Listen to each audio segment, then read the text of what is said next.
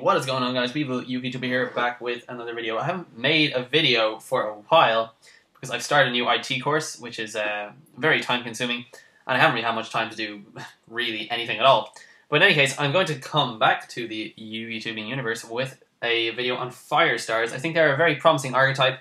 This is part of my, what I call, looking into the future series, in which I look at future archetypes and their potential for the metagame and so forth.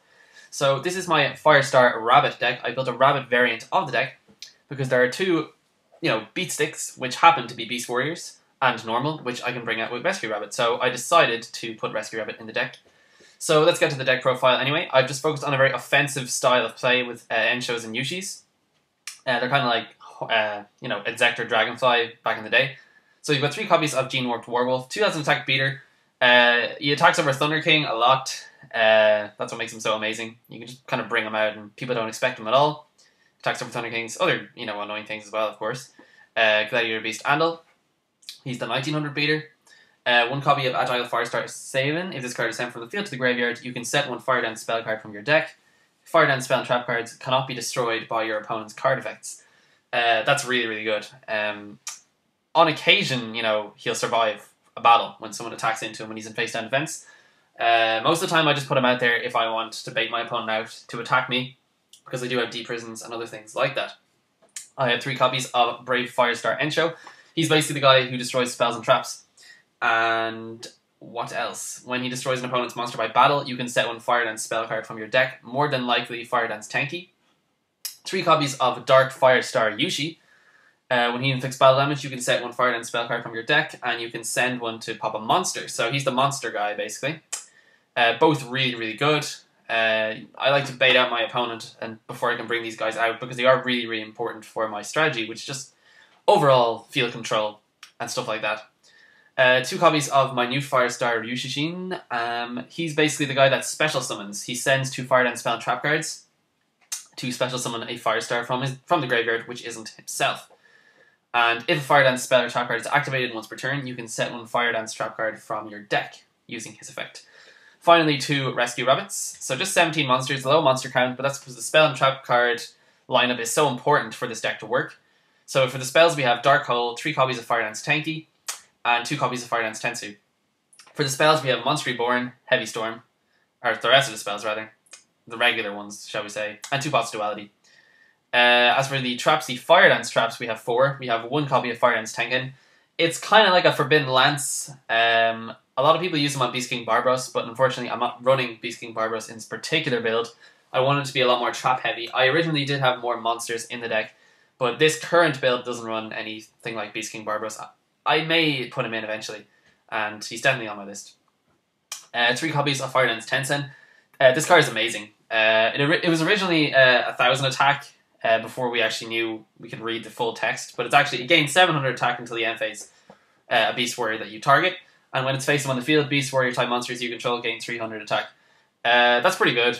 It's overall an 1000 attack boost in that turn to whatever you target it with, whether it be a Beast King Barbaros or one of the Firestar monsters, or Firestar King Soko, as I often do.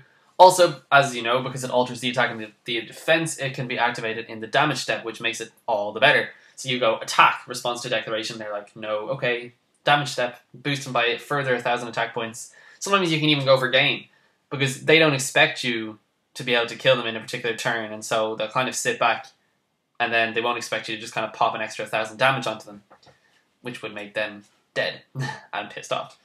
2 Horns of the Phantom Beast. This is another thing you can activate in the damage step. Don't you just love the damage step? Isn't it just amazing? Yeah, lets you draw a card, nets you pluses. It's amazing. You have to use this card if you're running anything even remotely associated with beasts or Beast Warriors.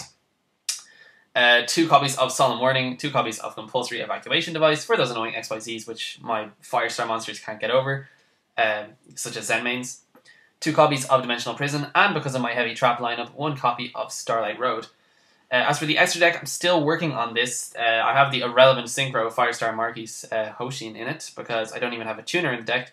But I just wanted to kind of show you the various Firestar monsters that there are. I mean, everyone has seen them at this stage.